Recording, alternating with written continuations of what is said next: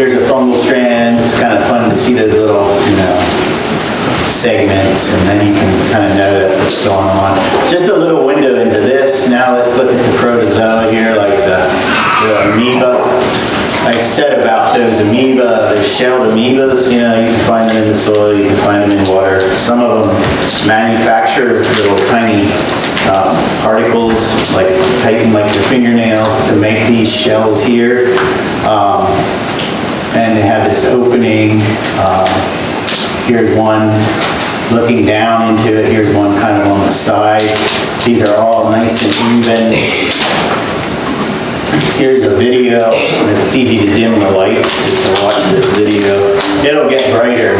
But here is an amoeba walking along in amoeba style, especially up here you'll be able to see it squishing out those pseudopods so that it can walk along, move along. Like there's millions of them under your feet. It's part of that economy and system that God made so that we can grow our food. We grow our food. Here's one of those shelled ones I mentioned. I just love to think about those squishy little things. I've seen it already. I just don't have a picture of it, And that it can actually say, I like this piece of sand here. Nice, this one's perfect. Bam, ka-chow, I'm gonna put that one on there.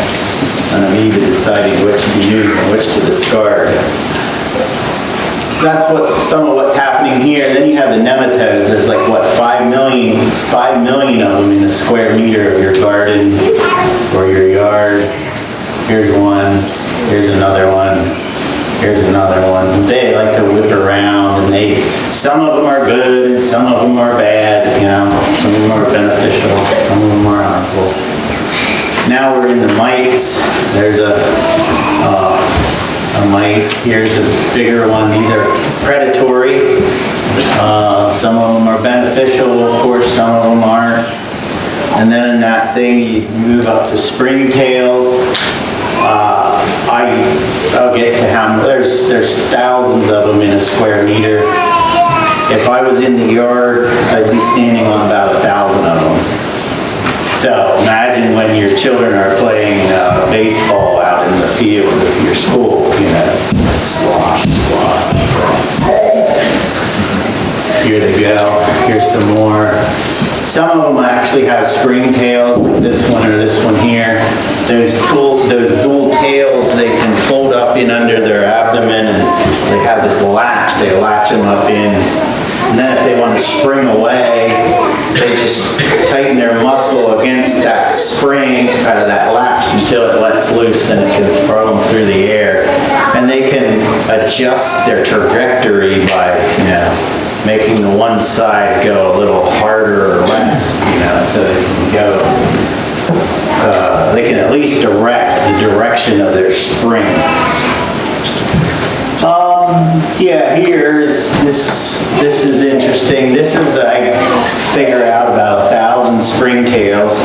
I took a soup can about this size, set it in the yard, stomped it down in the ground, and put it in under a light and cooked out everything in it. And there is the 1,000 springtails from this area of my yard.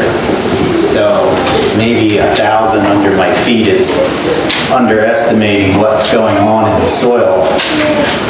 Then we move up a little farther and we have these rotifers running around.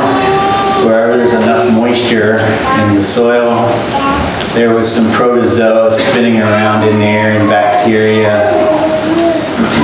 They have a function in the soil. They're part of God's soil economy and helping grow our food. So now we're up here. There's like 10,000 of them in a square meter. And then we have the insects, the myriapods, the spiders, the worms, etc. Here we have the springtails and the mites and these centipede-looking things, and millipede-looking things. Here's a springtail, and since we're talking about insects, on the scale of a springtail, here's a wasp. It's a wingless, flightless wasp that's running around in your yard and your garden. parasitizing spider eggs, so that instead of the spider eggs hatching more, little wasps hatch, so that your garden isn't overtaken and the spiders don't overtake the world. Here's another kind of flightless wasp. On the scale of a mite, which was in your hand or on your arm, or you could barely see these, they're just little specks, so that's like a speck wasp. Here's another one. This is millimeter marks, so half a millimeter. On the scale of specks, here's a speck beetle, and at that size, their wings are feathers instead. It's a feather-winged beetle instead of wings. It has to fly with feathers to interact with the aerodynamics and scale of things at that size. And some more insect and insect larvae. And of course, at the top there is worms, and they're busy, pulling leaves down into their tunnels. If you like to dig, you could try that. That's fun. See what's happening under the ground. But if you go out at night on a rainy night, you can watch this happen. You'll see your plants, your grass or whatever being, all of a sudden you see it jerk, or you see it being pulled along the ground, like they get a hold of there with their mouth part and just pull towards their hole, like they're partially anchored in their hole, and they'll just pull on that thing till something gives, and get it down in their hole to feed on and fertilize the ground. That was a worm? That was a worm, yes. On a blade of grass? It was plantain. That's a piece of plantain it's pulling on. Or is that a, I guess it wasn't. I think it was plantain. Anyway, good enough. It wasn't grass, but they do pull grass down. I've seen them do it, and I've seen grass down in their holes, and seeds like the maple samaras and whatever. But out of sight, out of mind, right? We put the seeds in the ground, and we grow our tomatoes. And they grow up and they get flowers, and we're watering them, and we're weeding them, and we're keeping the tomato hornworms off, and we're going to harvest them, and we're going to run them through the Victoria strainer and gross everyone out. That doesn't like tomatoes. But there's more to the story. Tomatoes are pollinated by bees that do buzz pollination. So here you can see this bee has pinched a hole with its jaws, and it's buzzing with its wings. And that's called sonification. So it's shaking loose the pollen in here, and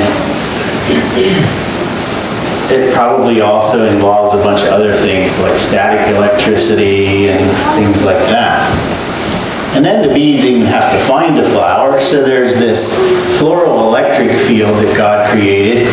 And you can see here this experiment where they have on the left a regular flower, and then they dusted it with electrostatic, positively charged colored powder. And you can see how it selectively collects on the edges, because that's where the highest charge is on flowers. And bees can sense that, and that helps them determine which flowers to visit, because they're going to find more nectar.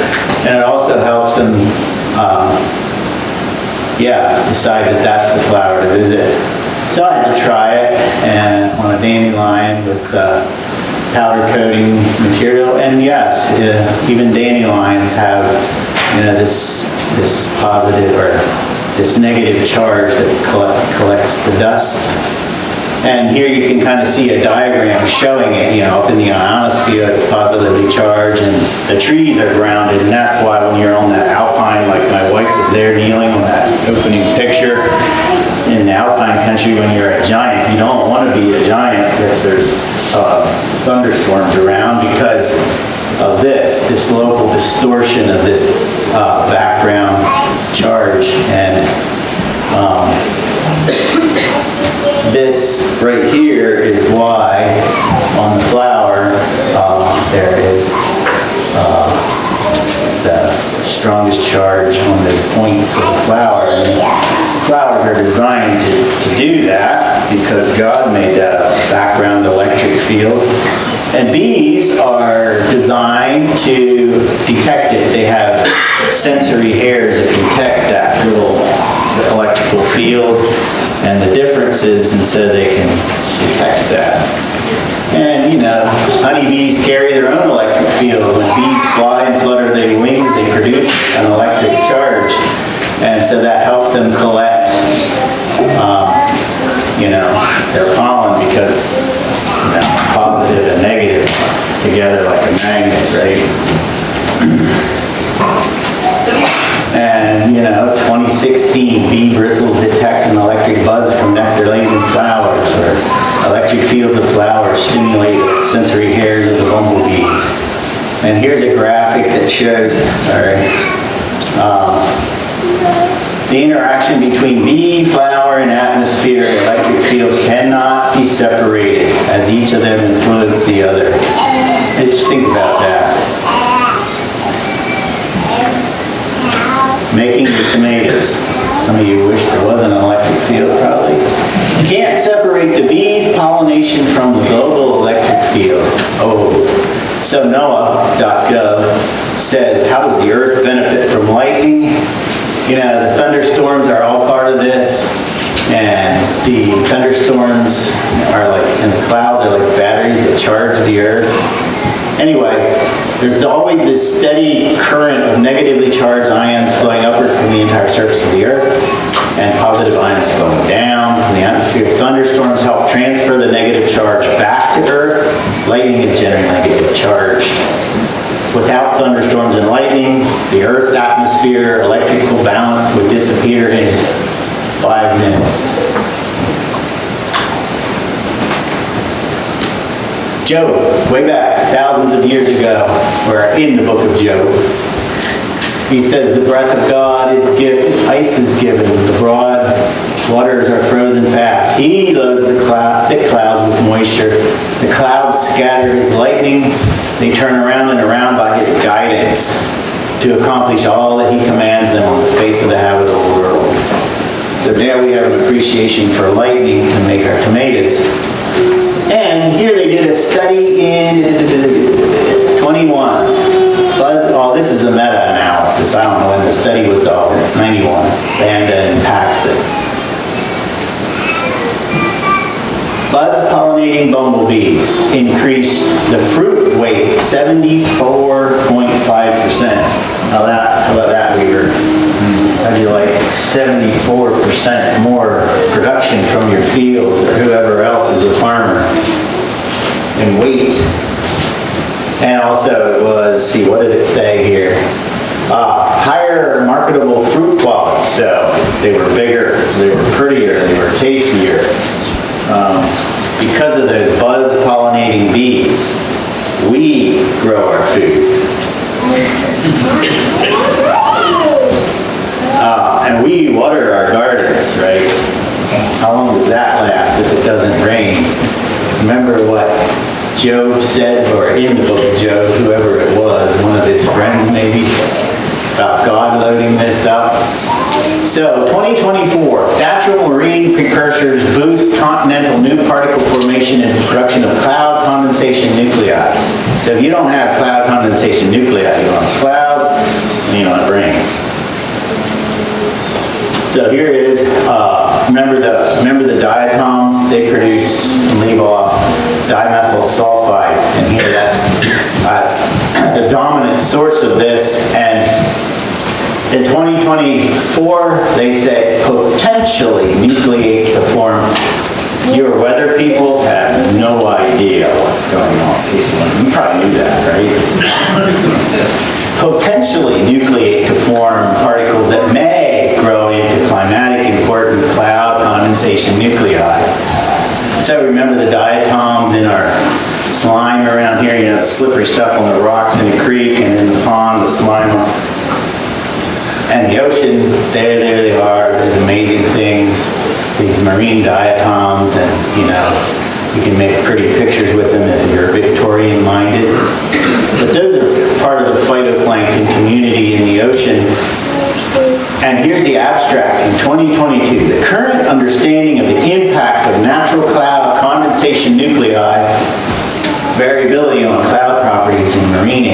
low. In other words, we have no idea what's going on. But they summarize it and say they think that these aerosol particles from the marine phytoplankton are contributing an important role in cloud formation. And then there's sea spray. And we, like these seals, the sea doesn't matter to us. We're in the middle of the continent. And that's going on all around us, and we just comfortably lay there and sleep and enjoy our good food. But that sea spray, there's all these little bubbles, even the white caps out in the ocean and all around on the shores and rocks. When those bubbles burst, they're throwing particles into the air. There's diatoms and pieces of the diatoms and they're exiting, throwing them into the air. And that sea spray, it's part of this aerosol, marine aerosols. Here's the sea spray. Then there's a lot of other things, and who knows exactly what all is contributing to the cloud condensation nuclei. If we had time, I'd make a cloud in here, but we're going to skip that. What's important to know is, like Job and his friends, they knew that he loads the clouds, the thick clouds, with moisture, and the clouds scatter his lightning. He does it. We just water our garden. Yes, by his hands we all are fed. And we enjoy this variety and all the flavors, and we selectively breed this kind of plant so that they look good and they taste good. And the world tells you this all happened by chance. So I searched my phone with AI and I asked it to serve up food. And so it did all right here. Nevin at Faith Builders and Grandma Beachy, and well, there's George. Woo! And it served up a slug. Yum. And it served up some Indian pottery. Crunch. Yum. Cookies.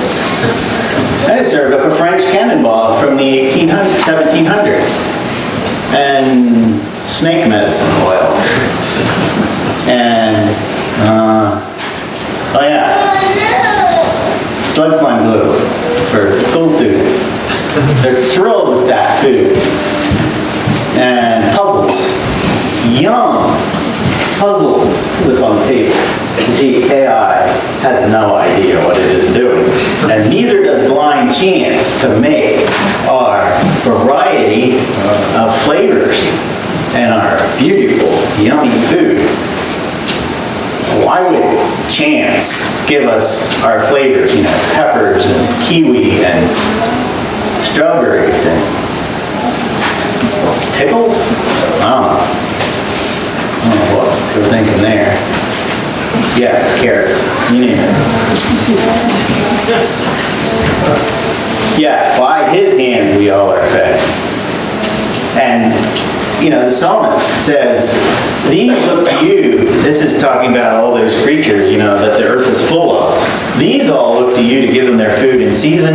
When you give it to them, they gather it up. When you open your hand, they are filled with good things. So the same holds true for us. That's why we thank him for our food. And now with tomatoes,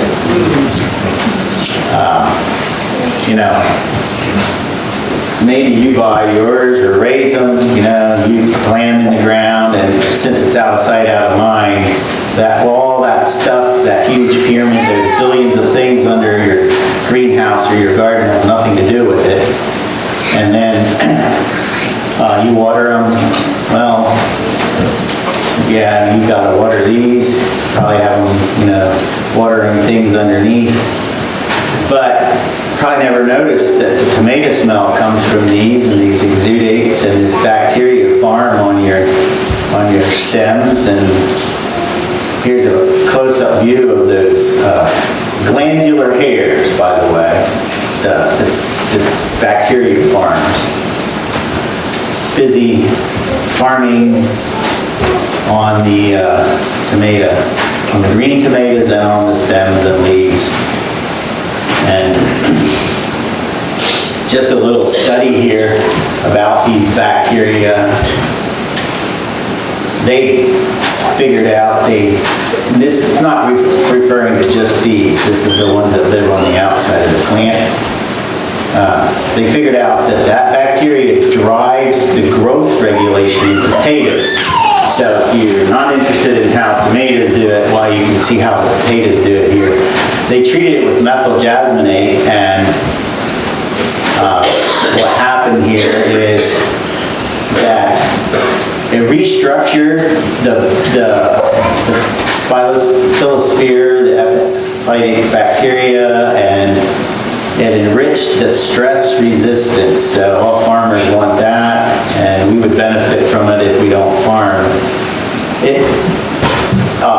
The longevity, so the plants lived longer when this bacteria was restructured, and it didn't die off, the senescence here. It translated into significant yield increases. And if I remember right, it was 40% more yield by this little treatment which the bacteria were driving. And here's a little graphic of how it happened. You know, it stimulated the plant, the metabolism and metabolites, remodeled the microflora and the plant and the microbe interactions, delayed the dying off, and so the yield was increased by like 40%. So these, you know, think about what's going on your tomatoes and your potatoes and your corn. The ones on the corn are calling for the enemies of the creatures and things that would harm your corn. Truly, He causes the grass to grow for the livestock and plants for man to cultivate. And that's why we can say, by His hands we all are fed, and we thank Him for our food. And as Jesus said, we ask Him for our daily bread. Reggie.